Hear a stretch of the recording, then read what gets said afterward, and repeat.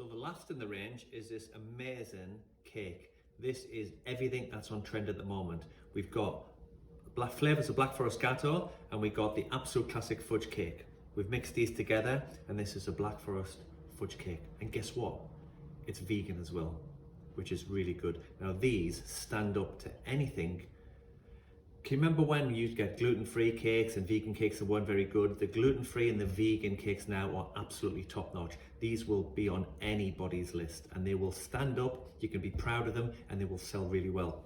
We've got wonderful layers of the cherry, the cream, and the chocolate.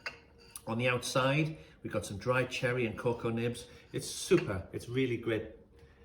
Plain by itself with a cup of coffee, which is absolutely perfect. It's modern, it's trendy, it's everything that people want in a cake at the moment. And then if you want to make this special like a dessert, we can give a lovely little bit of cherry compote with that. And then one of your favorite vegan creams or yogurts, or that would go next to it. And that is modern, delicious, and stands up on any great dessert list.